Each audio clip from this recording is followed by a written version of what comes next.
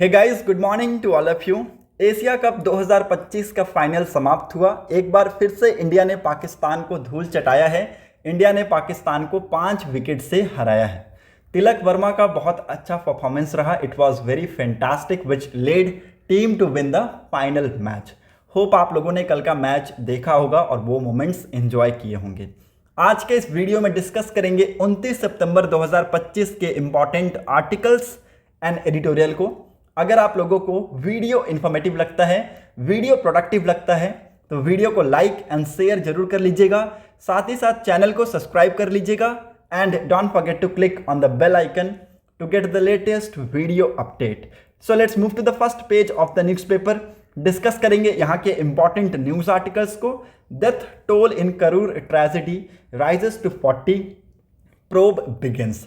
देखिए, कल के न्यूज़पेपर में इस आर्टिकल को हमने ऑलरेडी डिस्कस किया। हमने यहाँ पे डिस्कस किया कि कैसे तमिलनाडु के करूर डिस्ट्रिक्ट में क्राउड में स्टैम्पेड की वजह से यहाँ पे जो डेथ टोल है ये अब 40 हो चुका है, जिसमें 17 वुमेन्स हैं, 14 मेन हैं और 9 यहाँ पे बच्चे हैं। इसको लेके प्रोब स्टार्ट हो चुका है। यहाँ पे रिटायर जज जस्टिस अरुणा जी को अपॉइंट किया गया है। इन्होंने स्पॉट को विजिट किया, साथ ही साथ हेल्थ ऑफिशियल्स और अदर डिपार्टमेंट के जो ऑफिशियल्स हैं उनके साथ इन्होंने डिस्कशन होल्ड किया है। जैसे ही ये न्यूज़ यहाँ के सीएम को मिलता है वो स्पॉट पे विजिट करते हैं।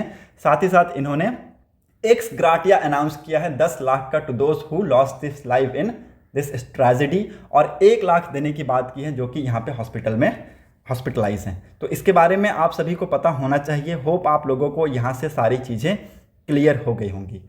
मूव करते हैं नेक्स्ट इंपॉर्टेंट न्यूज़ की तरफ। यहाँ पर और कुछ है नहीं, so let's move to the second page of the newspaper. CM launches 300 electric buses for trans Yamuna connectivity.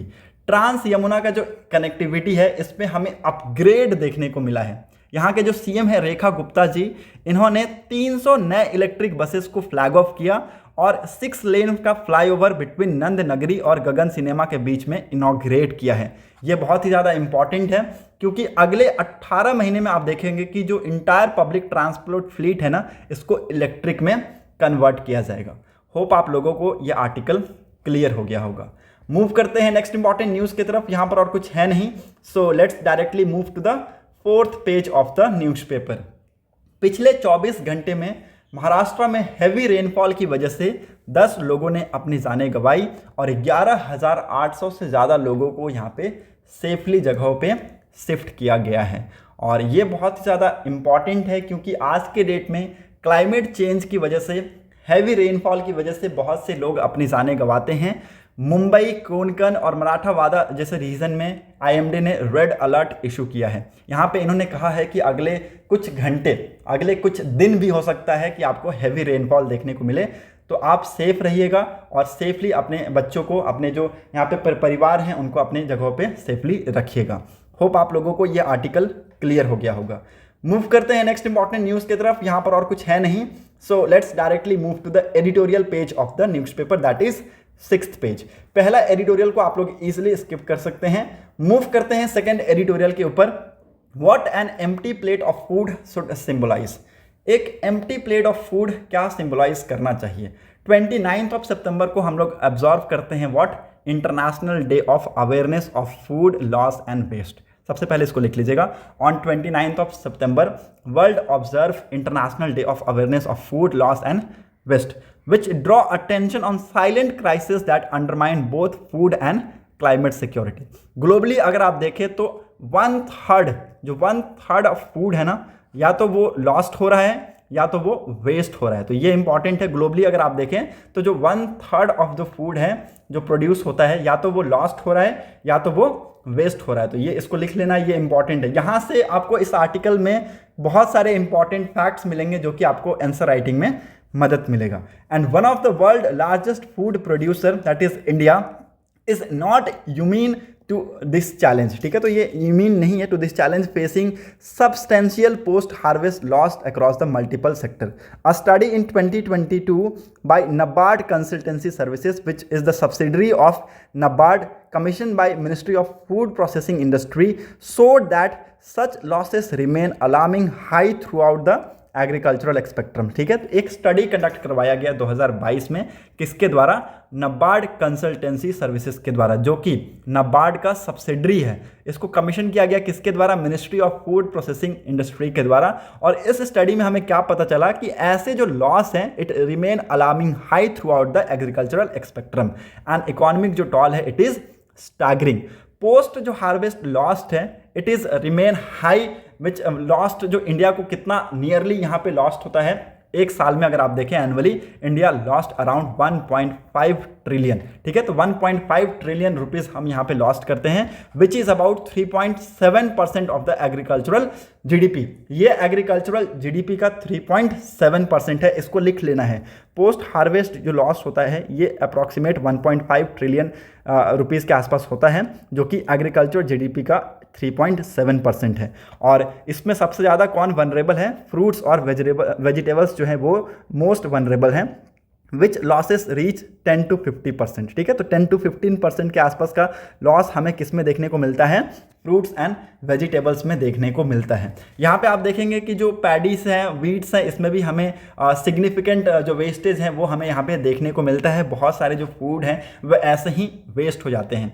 Each tons of food lost represents not only the foreign nutrition but also waste water, energy and labors। ठीक है, तो यहाँ पे देखिए जितना food waste होता है, ना ही केवल सिर्फ एनर्जी लॉस होता है बल्कि बहुत सारी चीज़ें जो इसमें हैं, न्यूट्रिशन है वो लॉस्ट होती है। साथ ही साथ इसमें आप देखेंगे कि वाटर लॉस्ट होता है, ठीक है, एनर्जी लॉस्ट होता है, लेबर कॉस्ट, ये सारी चीज़ें लॉस्ट होती हैं। तो अगर फूड का वेस्टेज हो रहा है, फूड का लॉस्ट हो रहा है, तो हम बहुत सारी चीज़ें लॉस्ट करते जा रहे हैं। ठीक है, क्योंकि ये बहुत सारी चीज़ें जो होती हैं इसमें छुपी होती हैं, लेकिन लोगों को इसके बारे में पता नहीं होता है। ठीक है, तो मैं आप सभी को यही यहाँ पे कहता हूँ कि जितना आप खा सकते हैं ना उतना ही लिया कीजिए, मतलब वेस्ट करना ज़रूरी नहीं है। अगर हम 2 रोटी खाने की हमारी कैपेबिलिटी है तो हम 2 ही खाएंगे, 3 नहीं लेंगे। 3 लेंगे तो 1 जो है वो वेस्ट हो जाएगा, और वैसे जो वेस्ट है ना वो ऐसे होते होते बहुत ज़्यादा हो जाता है। और आप देखेंगे कि आपको एक टाइम पे रियलाइज़ होगा कि बहुत ज़्यादा हमने फूड वेस्ट किया है, जिसकी वजह से बहुत ज़्यादा यहाँ पे चीज़ें सफ़र करनी पड़ती हैं। और मान लीजिए आप 1 रोटी वेस्ट कर रहे हैं, तो हम जैसे बहुत सारे लोग जो है वो 1 रोटी वेस्ट कर रहे होंगे। वो जो धीरे धीरे जो वेस्टेज है ना वो आंकड़े जो है वो बढ़ते चले जाते हैं। तो वो चीज़ें समझनी है कि एक इंसान अगर गलती कर रहा है तो उसके पीछे ऐसा नहीं है कि सिर्फ वही इंसान गलती कर रहा है, हो सकता है और भी आपके जैसे या फिर हमारे जैसे बहुत से लोग हैं वो गलती कर रहे हो। तो वो सारी चीज़ें समझनी है कि फूड का वेस्टेज नहीं करना है। Okay, food lost impact varies across crop value chain and regions. ठीक है, तो देखिए जो फूड लॉस्ट होता है it impact on various thing like crops, value chain और रीजन। इन सारी चीज़ों पे ये क्या करता है, इसका इम्पैक्ट हमें देखने को मिलता है। With response to this challenge government of India ने कंडक्ट किया 3 round of nation wide post harvest survey across more than 50 crops. 50 crops के अराउंड इन्होंने पोस्ट हार्वेस्ट जो सर्वे है उसको कंडक्ट किया, और यहाँ पे बहुत सारी चीज़ें हमें पता चलता है। यहाँ पे इन्होंने क्या पाया कि बहुत सारे ग्लोबल स्केल पे अगर आप देखें तो बहुत सारे जो क्रॉप्स हैं उसमें हमें लॉस देखने को मिल रहा है। The inclusion of sustainable development goal indicator 12.3.1 in the national indicator framework further strengthen accountability by enabling systematic monitoring and alignment with the international target while expanding the knowledge base for food system transformation. ठीक है, तो यहाँ पे इस चीज़ का inclusion किया गया किसमें, नेशनल इंडिकेटर फ्रेमवर्क में, विच फर्दर जो कि स्ट्रेंथन करता है क्या, accountability by enabling the systematic monitoring, और यहाँ पे इस चीज़ को एक्सपेंड भी किया गया। ठीक है, फूड सिस्टम ट्रांसफॉर्मेशन का जो नॉलेज बेस है उसको क्या किया गया, एक्सपैंड भी किया गया। तो ये सारी चीज़ें हुई हैं। कोलैबोरेटिव स्टडी भी कंडक्ट कराया गया है यहाँ पे FAO ने और निफ्टिम ने। निफ्टिम क्या है, national institute of food technology entrepreneurship and management with support of green climate fund GCF, which provide first detailed sector, state and operation wise estimate of greenhouse gas emission from post harvest loss and retail waste in India. ठीक है, तो ये जो study यहाँ पे हुआ collaborative study, जो कि FAO और निफ्टिम ने किसके साथ सपोर्ट में यहाँ पे स्टडी को रिलीज किया, GCF के साथ। इन्होंने यहाँ पे बताया कि जैसे ही यहाँ पे फूड वेस्ट होता है, फूड का लॉस्ट होता है, पोस्ट हार्वेस्ट का लॉस्ट होता है। उसके बाद आप देखेंगे कि इसका जो इम्पैक्ट है वो आपको ग्रीन हाउस गैस एमिशन पे भी देखने को मिलेगा। तो लगभग का जो लॉस होता है वो लगभग आप देख सकते हैं 10 मिलियन टन्स के आसपास का इम्पैक्ट हमें कार्बन डाइऑक्साइड के आसपास हमें देखने को मिलता है। तो ऐसा मत समझिएगा कि आप सिर्फ फूड को ही लॉस कर रहे हैं, आप CO2 को भी यहाँ पे प्रमोट कर रहे हैं, कार्बन डाइऑक्साइड का जो इमिशन है उसको भी आप प्रमोट कर रहे हैं। इसलिए कोशिश करना है कि जो फूड का लॉस है उसको नहीं करना है। ओके, प्रैक्टिकल सॉल्यूशन यहाँ पे ऑथर ने दिया है। इन्होंने कहा है कि यहाँ पे जो फूड लॉस का जो चैलेंज है वो यहाँ पे बहुत ज़्यादा है, तो एक मल्टी प्रोलॉन्ग अप्रोच लेके आना होगा in technology sector, partnership sector and public and private sector commitments होने चाहिए यहाँ पे, ताकि हमें एक रियल चेंज देखने को मिल सके। होप आप लोगों को ये आर्टिकल क्लियर हो गया होगा। यहाँ पे देखिए बहुत सारी चीज़ें और बताई हैं इन्होंने कि कैसे यहाँ पे मेजर इंफ्रास्ट्रक्चर में चेंजेस करके यहाँ पे जो टेक्नोलॉजीज़ है उनमें हम चेंजेस कर सकते हैं। सोलर कोल्ड स्टोरेज को हम बना सकते हैं ताकि यहाँ पे जो फूड है उसको कैसे स्टोर किया जा सके, ठीक है। कुछ डिजिटल टूल्स का यूज़ करके हम इन सारी चीज़ों को कर सकते हैं। तो ये सारी चीज़ें यहाँ पे ऑथर ने आर्टिकल्स में बताया है। होप आप लोगों को ये आर्टिकल क्लियर हो गया होगा। मूव करते हैं नेक्स्ट इंपॉर्टेंट न्यूज़ की तरफ। ओपिनियन पेज में कोई भी इंपॉर्टेंट न्यूज़ है नहीं। टेक्स्ट एंड कंटेक्स्ट पेज में आपको बस ये एनालिसिस देखना है इंडियन स्टेट का। What is it? It is macro physical health which was release by comptroller and auditor general of India. ये इंपॉर्टेंट है, ये एक डेकेडल एनालिसिस है स्टेट का ऑन मैक्रो फिजिकल हेल्थ। तो अपने अपने स्टेट का आप लोग जो डाटा है वो देख सकते हैं। बाकी इसके अंदर वही सारी चीज़ें हैं जो ये जो चार्ट है इसमें दिया गया है, टेबल्स जो दिए गए हैं ना, टेबल 1, टेबल 2, टेबल 3, टेबल 4। तो जो भी स्टेट के आंकड़े हैं ना उन्हीं सबको यहाँ पे दिया गया। आप देख सकते हैं पूरे आंकड़े ऐसे ही दिए गए हैं। तो ये आपको पढ़ने की ज़रूरत बिल्कुल भी नहीं है। आपके जो स्टेट का आंकड़ा है वो आप यहाँ पे देख सकते हैं टेबल्स में। यहाँ पे स्टेट के जो आंकड़े हैं वो दिए गए हैं और वो आप यहाँ पे अपने नोटबुक में लिख सकते हैं। तो ये state wise gross boring trends है। इसमें आपको ये पता चलेगा कि जो यहाँ पे बोरोइंग हुई है स्टेट के द्वारा, ये आपको जो स्पाइक्ड है वो आपको कोविड के बाद ज़्यादा देखने को मिलेगा, ठीक है। कोविड के बाद आप देखेंगे कि जो स्टेट्स हैं उन्होंने बोरोइंग ज़्यादा किया है। तो ये आपको इस एनालिसिस में यहाँ पे पता चल जाएगा। मूव करते हैं नेक्स्ट इंपॉर्टेंट न्यूज़ की तरफ। यहाँ पर और कुछ है नहीं। So let's move to the 10th page of the newspaper. India Pakistan spar at UN over terrorism and Pahalgam attack. देखिए यहाँ पे हमारे external affair minister S Jaishankar ji ने पाकिस्तान को इनडायरेक्टली यहाँ पे इन्होंने कहा है कि we are having a neighbour state where terrorism are being promoted. ये इंपॉर्टेंट है। इन्होंने यहाँ पे देखिए स्टेटमेंट में कहा है, it is telling that a neighbour who was not named choose to nevertheless respond and admit their long-standing practice of cross-border terrorism. Pakistan's reputation speaks for itself. Its fingerprints are so visible in terrorism across so many geographies. It is a menace not only to its neighbor but to the entire world. इन्होंने ये सारी चीज़ें यहाँ पे कही हैं और इसके बारे में आप सभी को पता होना चाहिए। ये किसके स्टेटमेंट है?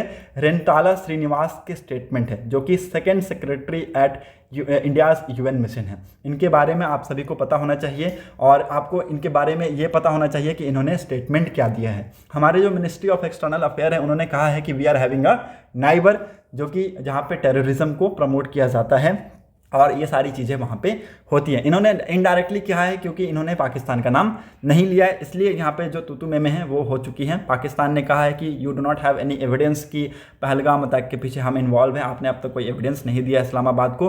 तो ये सारी चीज़ों के ऊपर वहाँ पर बातचीत हुई है। मूव करते हैं नेक्स्ट इंपॉर्टेंट न्यूज़ की तरफ। यहाँ पर और कुछ है नहीं। So let's move to the 12th page of the newspaper. Buy local and make country self reliant, PM to citizens. देखिए in his Mann ki Baat address prime minister Narendra Modi ji ने लोगों से अर्ज किया है कि लोकली जो गुड्स हैं उसको आप परचेज करें, खादी आइटम्स को परचेज करें during festival season two strengthen the India's economy.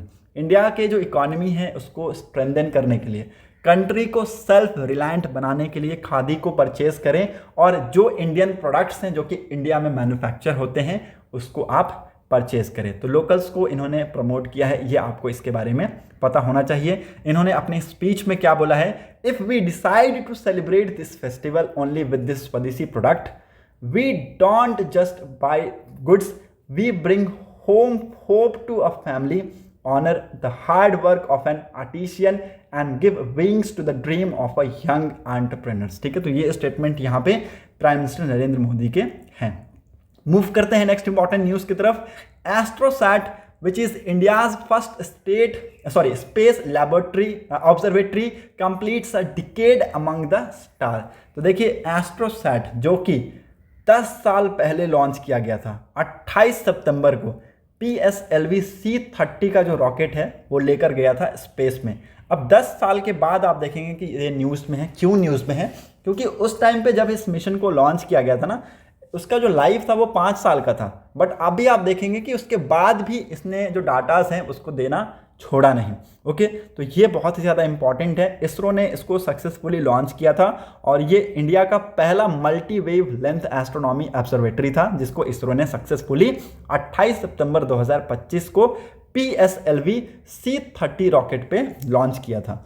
और It was designed to absorb the universe in visible, ultraviolet, low and high energy X-ray vision।